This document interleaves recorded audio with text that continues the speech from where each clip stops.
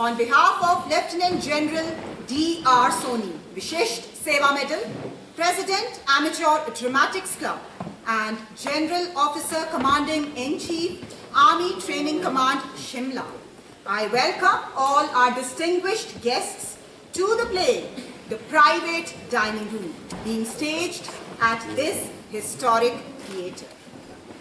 The Simla Amateur Dramatics Club, one of the oldest active theatres in India, began staging plays from 30th May 1837, and 179 years later, the tradition continues.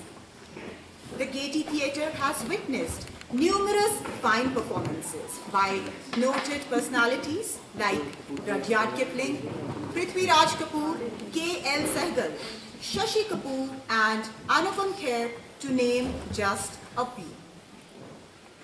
This year, for its annual English play, the Simla Amateur Dramatics Club steps away from a pattern of farces and stages something that has an element of humor but holds the spine of something drawn from life itself. So, with glasses of champagne, shortened fuses and loosened tongues, join us in the private dining room of the Belvedere as windows to the process of living open, close, reopen. The core mandate of Simla Amateur Dramatics Club is amateur theatre, for which we are constantly striving and looking for greater participation. Without further ado, we now take you to the private dining room of the Belvedere. Ladies and gentlemen, I have a very gentle request for the audience. Kindly keep your mobile phones switched off during the play. We all will be able to enjoy a lot more. Thank you very much. Have a great evening.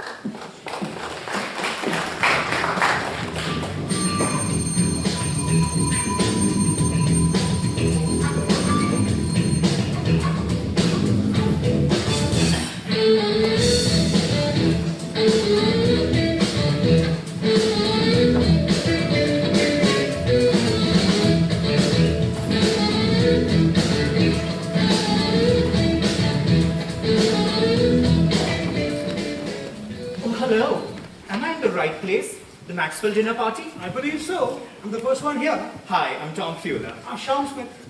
I'm sorry, did I do that? Oh no, actually I did. I hurt my finger putting my tie on. Yes, bow ties are such a bother. Did you make that yourself? No, my father did. He snapped it while my finger was up. This is a lovely place. Well, it is the Belvedere. They say Josephine used to live here once.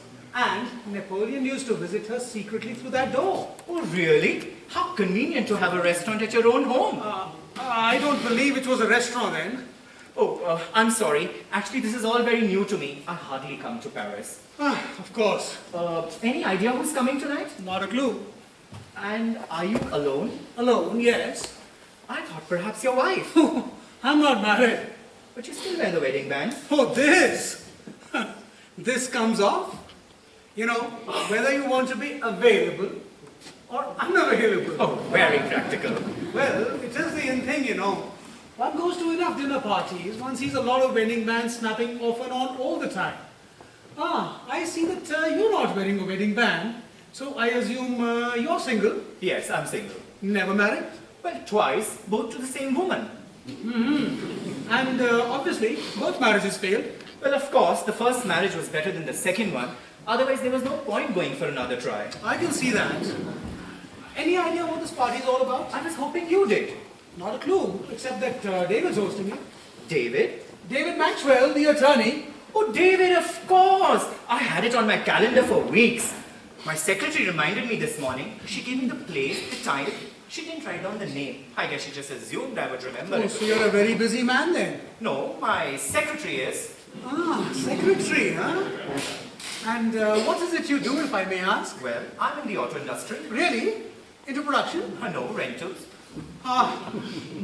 And you find that interesting, I suppose? Oh, no, it bores me to death. It's my father's business. Well, I am an artist, and I studied at the academy. Good for you. And what is it you paint? Well, cars mostly, in the abstract. I don't need a studio. They're all sitting there on the lot posing for me. Abstract cars, huh? Much of a market for that? Well, people come there to rent cars, not buy paintings. In fact, I tried doing that once, but didn't work out. And what do you do? Well, I have a shop. Antique books. Classics mostly. First editions. Emile Zola, Victor Hugo, Charles Dickens, the works. Oh, really? How lucky for you to spend your days with people like that. They don't usually come into the store very often. Oh, but they do. They're on the shelves day and night, waiting for someone to just open their pages. Do you ever find personal letters from very famous people? Well, I did have a letter from Albert Einstein to his cousin once, a relative in Austria. Einstein's relative? Yes. But do you think that's where he got the idea of his theory of relativity from? Don't even go there. I wonder where the others are. Today is the 17th, isn't it? Well, I can't say. Actually, they typed the date so small, you need a microscope. And the face does not have any numbers. But it's the in thing, they say. So what was the advantage of that watch then? Well, it was on sale. Right, lower the prices. Perhaps that's what you should do with your paintings. Well, I tried doing that once. I sold 6 frames, no paintings. Are you always prompt for things like this? I wasn't prompt. I was early. You were prompt. Large party, you suppose? No, I suppose not. As you can clearly see, the dinner table is just laid out for 6 people. Oh, yes. Does David usually give such small parties? I don't know. I've never been to any of his parties before. Well, nor have I. I don't party much. I just paint at night. Yes, your car series, of course. Don't you ever paint people? Well, yes. Only if they're in the car. Yes. That's what you call your style. So, tell me, you're not really a very close friend of David's, are you? Oh, well, he handled my divorce. Oh, did he?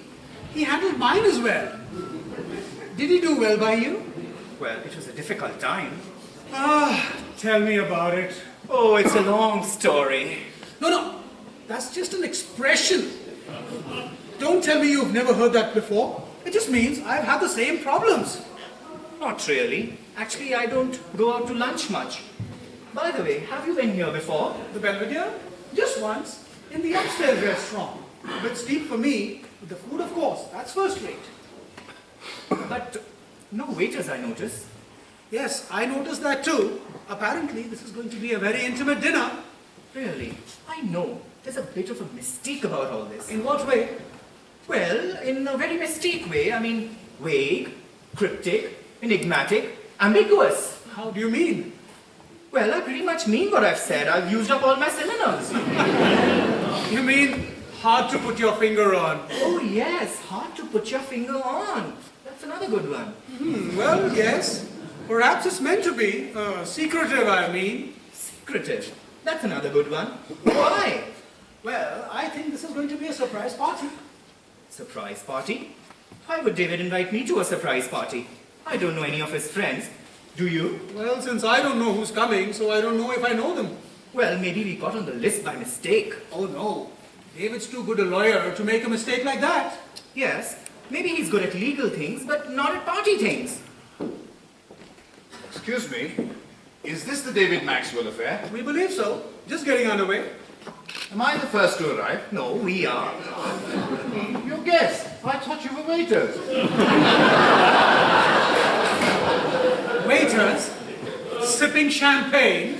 I'm afraid not. Good God, it's black tie, I didn't know. Of course it's black tie. It said so on the invitation. Oh, actually it didn't. But the card was so festive with all those blue ribbons tied in a knot, I just assumed it was. I assumed as well. Well, if it isn't black tie, then it isn't black tie. Do you think we have time to go home and change? Oh, I rented the suit. I have to have it back by 10. Is that a problem by you? Well, I've rented the shoes too. The shirt isn't mine. The tie is my father's. My father's not the Some problem. other time. I'm Sean Smith. Dev Patel. Hi, I'm Tom Fuller. Oh, I'm sorry. It's okay. It's just a small bow tie injury. Perhaps you can shed some light on this, Dave. On what? The reason for this dinner party? I didn't know it was a dinner party. Didn't you receive an invitation? No, I was away on business. My office sent me a fax. Be at the Belvedere. Private dining room, Tuesday the 17th, 8 p.m., David Maxwell. Oh, so you mean to say that you could not put dining room and dinner together? I had 18 meetings in 3 days. I couldn't put my socks together. I just landed at the airport. My pilot had to wake me up. You have your own pilot? Yes, it comes with the plane. You have your own plane? It's very common to lease them these days. Oh, well, I know about leasing. I'm into rentals myself. Oh, really? What kind of planes? Well, the non-flying ones, like SUV trailers and autos. No, get into leasing planes. Is that champagne? Oh, yes, I'll get you a glass. And what sort of business are you in, if I may ask? Well, hotels, motels, and I have a chain of boutiques around the country. Hotels, of course. Hotels, motels, hotels. Oh my God, is that you? Oh, you've got stores everywhere I look. Not everywhere. Location is an art form these days. Thank you. But your marketing campaigns are so wonderful. Not that I'm into clothes much. And if you bought instead of rented. The chill is gone. I see no waiters around. Yes, apparently we're on our own tonight. No waiters at the Belvedere? Impossible. You know, we think David's up to something out of the ordinary. Like what? Like something vague, cryptic, hard to put your finger on. I don't understand what you're saying. Difficult to say, unclear, obscure, evasive. I have no clue about what you people are talking about. Can I ask you a question, Dave? Yes? Are you married? No. Never married? Once, a few years ago. Would you be surprised if I told you that Tom and I are both divorced men? Not at all. Why not? Because wives read invitations more carefully. And they would have told you it's not black tie.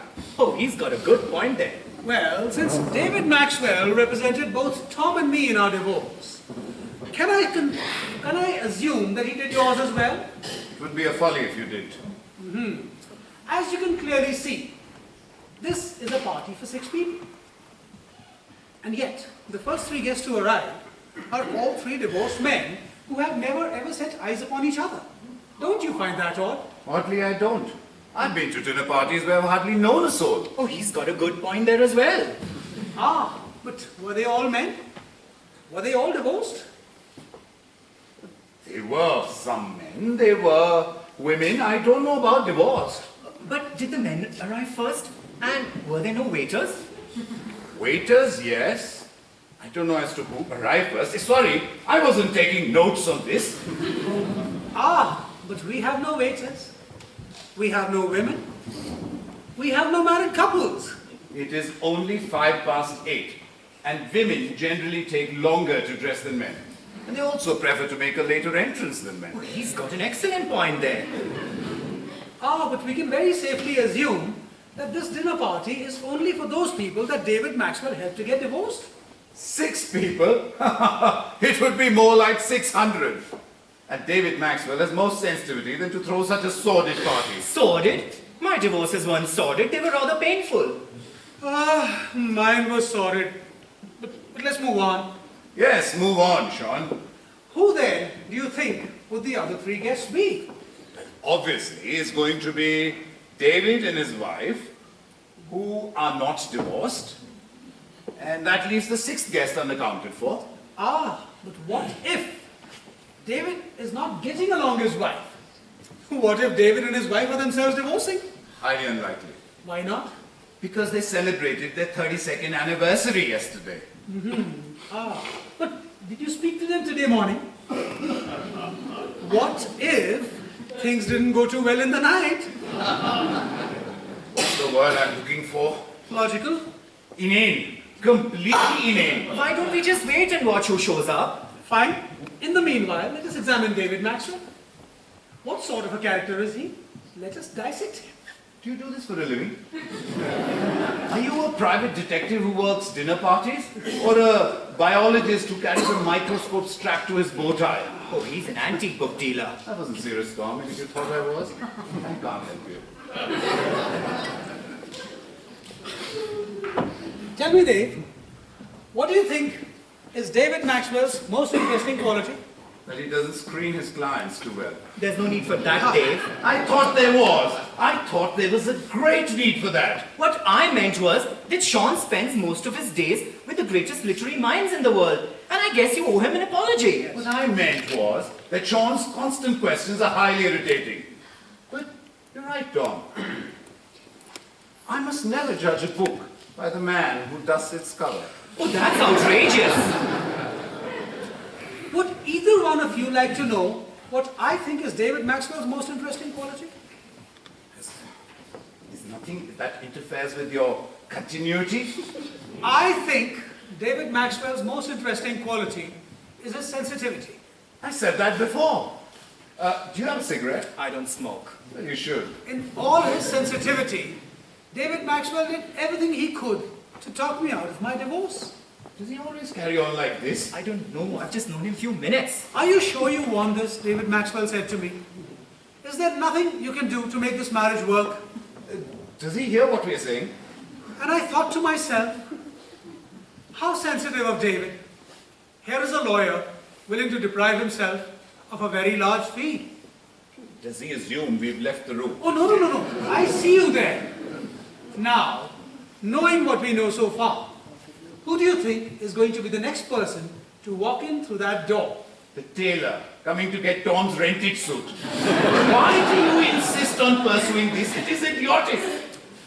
You know, Dave, I find you delightful.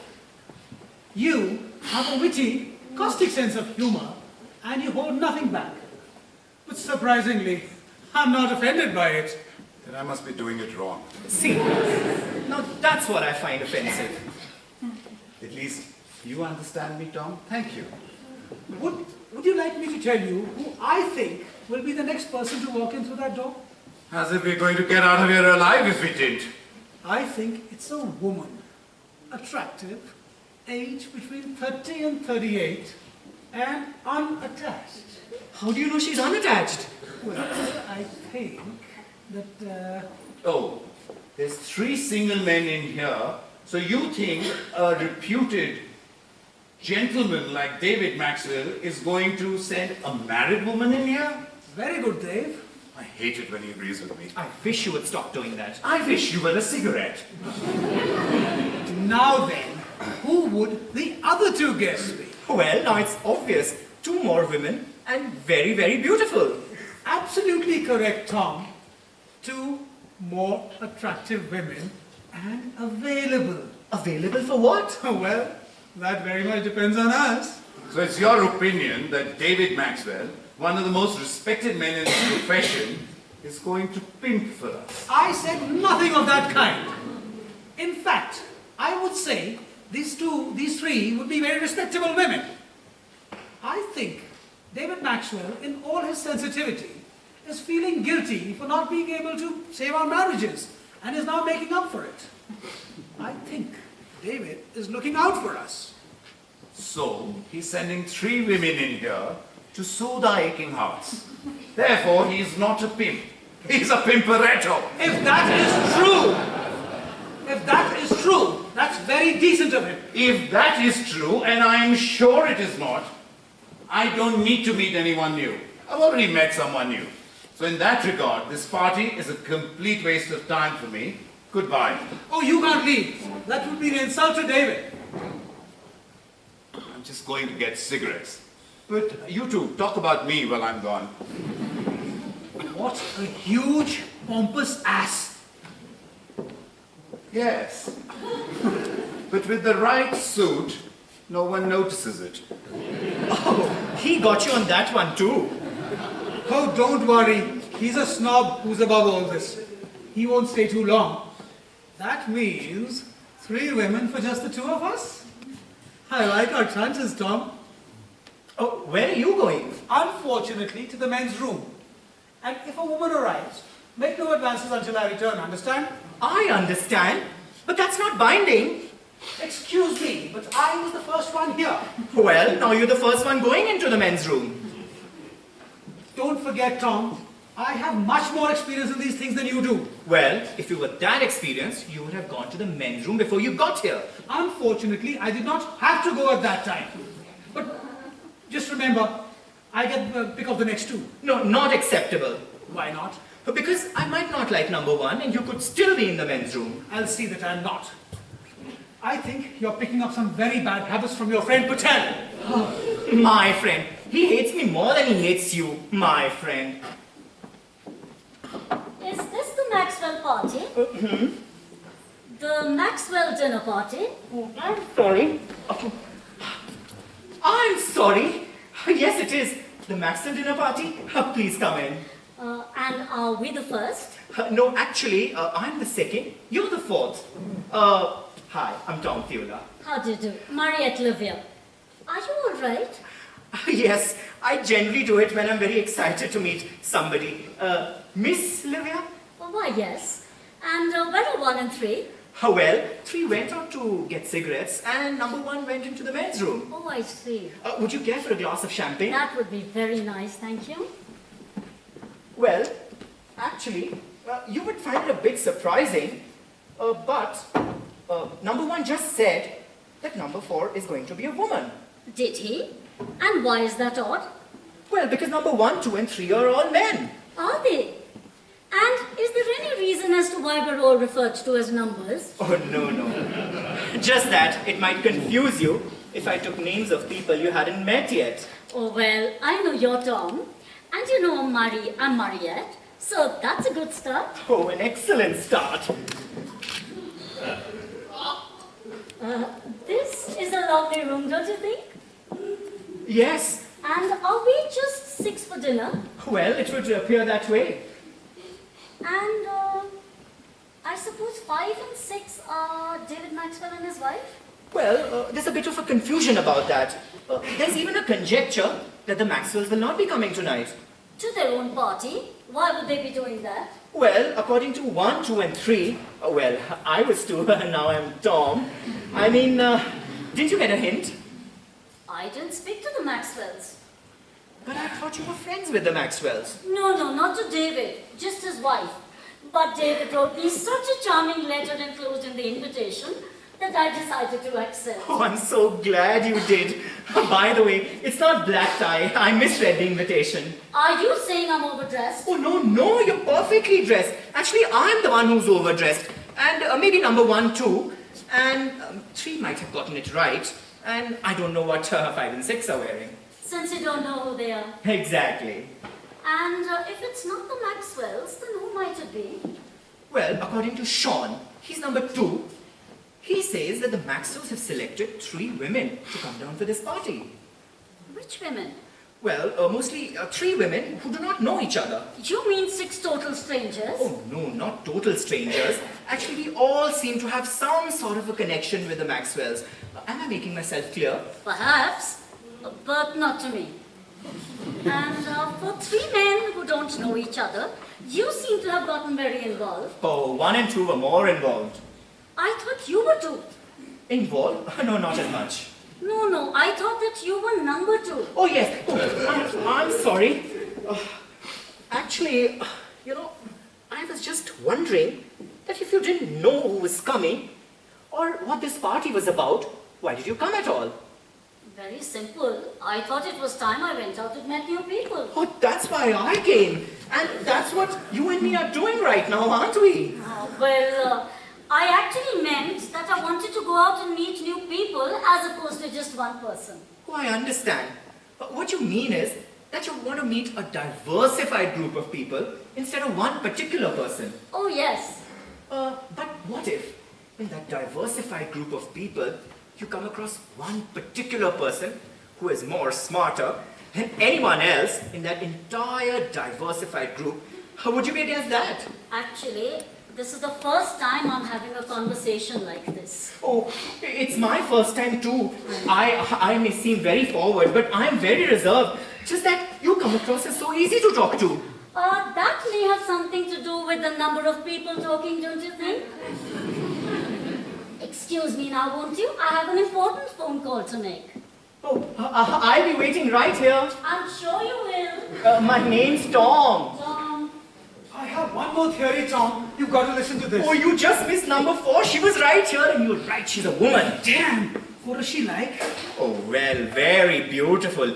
Late 30s, as you said. Very bright, and not the kind who's going to like Dave at all.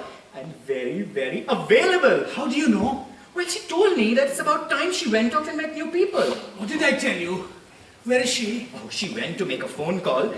By the way, we hit it off extremely well. Which is not to say that she and I won't. Well, you forfeited it when you went into the men's room. I forfeited nothing if I went into the men's room. But we agreed. If she prefers me, then that's my prerogative. Well, but she's preferred me. No. Unfortunately, then I get my pick of the next two. Huh. But how can... Only if I find them to be to my liking. But she likes me. Don't forget, I have seniority here. Well, how do you know you're older than I am? Not older, earlier. I was here first. Well, I was here promptly. And promptly has precedence over coming too early. And wasn't it I who said, it's a woman, attractive, age between 30 and 38, and unattached? Well, now she's attached herself to me. And she would promptly unattach herself just as fast. The Maxwells are not coming. Ah, The housekeeper said that they're in Africa. exactly as I predicted. Well, You never once mentioned Africa. You just missed number 4. She was right here. The one in the evening dress? Yes, I crossed her. Oh, she was very beautiful. I always thought she was. Do you know her? We dated after my divorce, and hers. We went to Morocco for a weekend. Excuse me? She went to Morocco with you? Yes? Well, she doesn't look the type to do that. Really? You're being rude. Well, Sean says I'm picking it up from you. How did it go in Morocco? Amusing. She met someone else, and so did I. Excuse me, but you do not have any right to make her personal life public. I'm not making it public. I'm telling you and Sean in private. Was it good fun there? Well, you were to say something? Did she see you just now? No. She was going in the opposite direction. And so am I. Because now I know what this dinner's about, and since I've already dated what this dinner's about, there's no reason for me to stay. I leave the rest for you. Oh, Goodbye. you can't leave. That would be an insult to some innocent, very well-meaning women. You know, I can't speak for others, but Marriott may be well-meaning, but definitely not innocent. You said Mariette? Her Yes. name is Mariette? Yes. Short hair? About this tall? Yes. Mariette Levier? That's her. You've dated her as well. Ah, on and off. Then on. Then I married her. And then I divorced her. Good God, he's invited both of us to the same party. Why on earth would David Maxwell do that? To brighten up the party? In lieu of noisemakers and paper hats? I called your house and they said you were at the Belvedere. Christ, why would David do that? In lieu of noisemakers and paper hats. Jesus Christ, you're here as well. Who else is coming? My doctor, dentist and accountant? Not possible. That would make it 7. If this is a joke, I find it appalling. Did you know about this? If you think I did, you think I would be here, dressed in black tie, to see you wearing the jewelry which I paid for? This is the nightmare of my life. Tonight may be worse. Back to the original plan. I get 5 and 6. I am leaving before this turns into a farce. It already is a farce. I think we're aiming for a much higher form of absurdity. I am going to call David Maxwell and ask for an explanation. Sorry, I think you would be able to do that. He's in Africa. Why didn't you tell me that? Because I didn't go out to make the phone call with him. And I didn't have a clue you would be here. You didn't have a clue during our marriage, John. Well, if you both rather be done, you know. John, please stay here. You are the only gentleman in this room. Gentlemen, he was here a while ago, trading women like used cars. Oh, I try to be a gentleman, Mariette. Well, that is going to be a long, steep climb. I can't believe you went to Morocco with him. Dave, you went public with that? I didn't know he's your ex-husband. What are the chances of my being in the same room with 3 men, 2 of whom I dislike intensely? Did David know you knew my ex-wife well enough to take her to Morocco? There's no reason to tell David since I didn't know who you or your ex-wife was. Oh, doesn't it bother you hearing all this? No, it bothers me that I gave her half my money to hear this. Well, it would bother me. Why? You're hearing it for free. And I didn't take half your money. You have half of your own money. Oh, well, Mariette, if you knew that David Maxwell was your husband's attorney, why did you come for this party? Because Helena and I are best friends. Who's Helena? David's wife, didn't you know? No. So you mean to say that you're friends to the woman who represented your husband in his divorce? You know, What's that? in the history of speech, that sentence has never been heard before. Tell me, Maria, how did it go in Morocco? Tom, from now on, I do not want that man to address me in first person. Oh, would you like me to tell him because I thought he heard it? Tom, Didn't you meet enough new people in Morocco? I just told you. Didn't you hear? Will you please tell him that someone trying to sell me a ride on a camel is not meeting new people? Tom, will you please tell him that? Actually, a camel driver is not her new people for her, you know. And how did you come to this party in the first place? How did Helena ask you to come here? Tom, aren't you going to ask me about George Ormond? You've always had questions about George Ormond. Aren't you going to ask me? Who the hell is this George Ormond? Oh, I don't know. Ask her. I'm sure it's not the camel driver. He was my attorney in the divorce. You, of course, never paid attention to anything concerning me now, did you? Oh, really? Then why did I pay her all that alimony? I don't know. I wasn't in the courtroom. Now listen, as scarcely entertaining as I might find this, why don't I go speak to David Maxwell in Africa and find out what he has planned for us? Tom, you have a smudge on your face. I do? Where? In the men's room. In the men's room? Go and look. Oh, of course. You know, I think you should really be... Stay out of this, Tom. I don't want to hear this. Go home and paint some used cars. I have a smudge. Would you please? Oh, yes, of course. Well, well. What have we here? The only woman at a dinner party, and already you've met your ex-husband, your ex-lover, and your next boyfriend. Enjoying yourself, Mariette? Sorry, Dave did not get to be an ex-lover. And Tom, he will never be my next boyfriend. As for you, I am delighted to have you as my ex-husband. And as for me, I intend being an ex-guest at this party. I do hope you have an exquisite dinner. Excuse me now, won't you, Sean? Extraordinary. Oh, I heard you two shouting. Mariette seemed very upset. She asked you to leave, and you listened at the door. Well, I had nothing else to listen to. Is she coming back? Didn't you hear her say no? Christ, why are you always a beat behind? Because I can't see numbers on my watch. I've changed my mind. I'm staying. Oh, I'm so glad. Would you please leave us alone, Tom? Oh, yes, of course. I have a smudge on my face.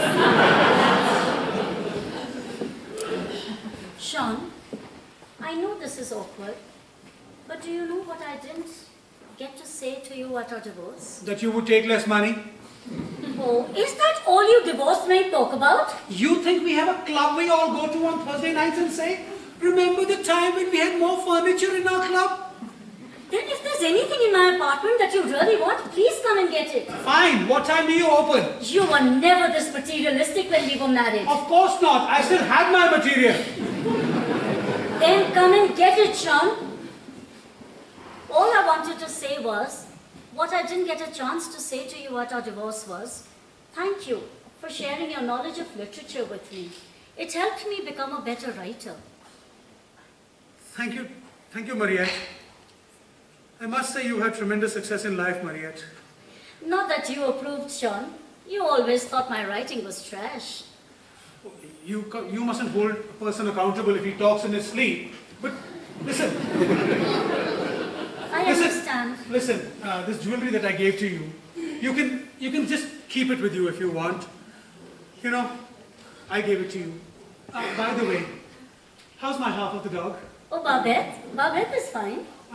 Does she ever bark for me? Or is that not the bloody half that I got? You can come and take her any weekend you like, Sean. Sean, what I didn't have a chance to say to you, I'm saying once again. Thank you for sharing your knowledge of literature with me. I must say that you had success in life, Mariette, but I didn't have any success even though I had my chances. It just wasn't on the cards. I know. I understand, Sean. Perhaps you hadn't taken the cards with you. Oh my God, you are impossible. I'm leaving. Please excuse me. No, I'll go. Why are you still wearing your wedding ring? Oh, this was the only safe place I knew to keep you from getting it. Oh, I heard the door slammed. Oh, I'm so glad you're here. Where's Sean? I've always wondered myself. David's line is busy. I heard the door again. Did someone else come in? Yes, Sean went out that door and didn't come in. I went out that door too and I came back in.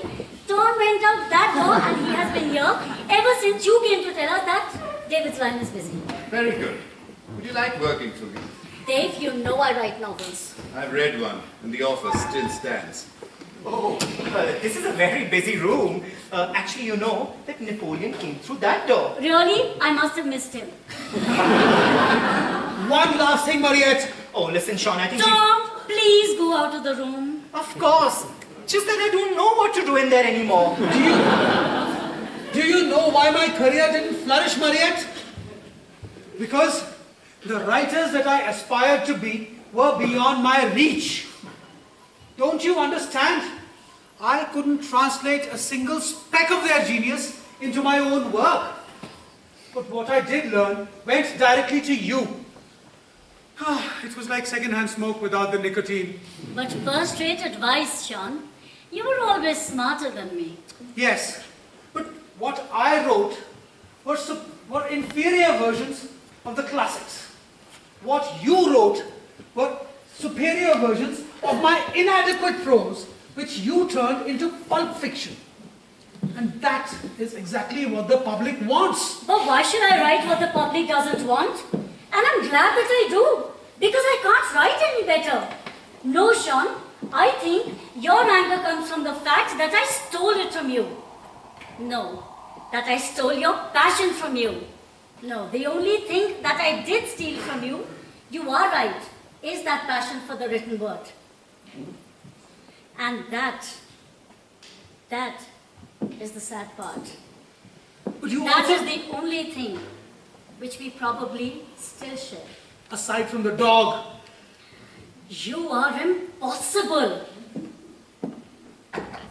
stay out of this, Tom. We're having a marital spat. It was that door. Come in. Oh, hello. Oh, well, I know I'm late for the dinner party and I apologize. But just as I was coming here in the taxi, I thought to myself and I realized it would be a big mistake for me to be here tonight. For reasons of my own. So if you'll convey my regards to the Maxwells, I'll call another cab and leave. It was very nice meeting you both. Goodbye. Where are all these people coming from? Oh, I heard the door again. Did anyone else show up? Number 5 came in, thought it over in the taxi, and decided to go back home. Go back home? Did she say why? Hard to say. She spoke without commas or periods. Did you say anything to her? No, she just did a short comic monologue and left. Oh, And would you like to know what she looked like? oh yes. Like someone you would have liked, Tom. Oh, well, I think I've already met somebody I like. Unless I'm out of line here, Sean. No, I got off this line 2 years ago. You can have it. You can just take Mariette home in one of your stupid used cars. I am not yours to pass to strangers, Sean. Oh, he's not a stranger, dear. He is a guest. in a rented suit. Oh, I'm thinking of buying it. Well, it's all settled. Did you get through to him? Oh, yes. Did you speak to him? Oh, yes. And he hasn't thrown this party. Someone else has thrown this party. He just loaned his name. Did he say who? Oh, no. But what he did say was that please see it through. All 6 of you. But we don't have 6. Number 6 hasn't arrived. Number 5 did arrive, but she left. Why did you let her go? Because I didn't see her coming in. Why did she leave? Because she's smarter than us. Well, in that case, it's settled. There's definitely no reason for me to stay. Goodbye. Oh, hello. Good evening. We were expecting you. Oh, well, I thought it over again in the taxi, and I decided that I would stay after all. Oh, we were hoping you would. Marriott, Lydia? I know, it's Beth Fisher, eh? Fine, whatever. I'm Sean Smith. Hello. Dev Patel. Hello. And that over there is Tom Fula. Oh, very nice meeting you all. Am I the only one here who doesn't know anyone? Some of us do, and some of us don't. And some of us really don't care. Perhaps you would care to sit? Oh, thank you. You know, this may sound a little stupid, but why are we all here tonight? We really don't know. Oh, did anybody think to ask? Well, he called Africa, but no luck. Africa? Am I supposed to understand that? No. That's what the party is about. To find out what the party is about. Well, it's not very personal to us. May I ask, why did you come back? Oh, well, just as I was leaving in the taxi, I saw someone coming up the back stairway and I knew him. I don't think he saw me. Well, we haven't spoken in a year, and I knew that he would be very keen on seeing me.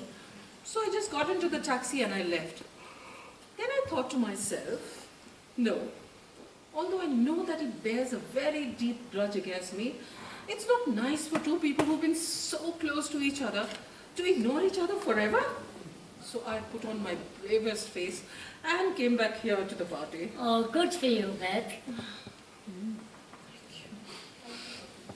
Why would anyone hold a grudge against you? Well, he has his reasons, but you know, we haven't spoken to each other since our divorce. Not true. I said a hello to her at a friend's wedding about a year ago. He did say a hello. He sort of grunted towards me. And a grunt is an actual speech, is it? Aha! Puzzle solved. The 6 guests here are all divorced couples. Looking forward to that, Dave. No, not really. I'm sorry to disappoint you, but my ex-wife is dead. Oh, I'm so sorry to hear that. You must be missing her terribly. Well, we were divorced before that. Still, she's dead, isn't she? Well, that's the way it works. Excuse me, but isn't that a rather cold and callous thing to say? Oh, wait and watch. It gets worse as it gets along. Anyone hungry besides me? See? He's off the dead wife thing already. And if your ex-wife is dead and the 6 of us have been invited, who else would you be expecting? Why should I be expecting anyone? Well, because everyone here is a match set. Isn't there anyone else in your past life, Dave? My mother, who lives in Simla. And unless you can maneuver her wheelchair down the Himalayas, I really won't count on that. Whoever's doing this is intent on having a confrontation of couples. But for what purpose? For the purpose of reviving a dead marriage, I presume. Oh well, nobody could revive yours unless someone could revive your dead wife.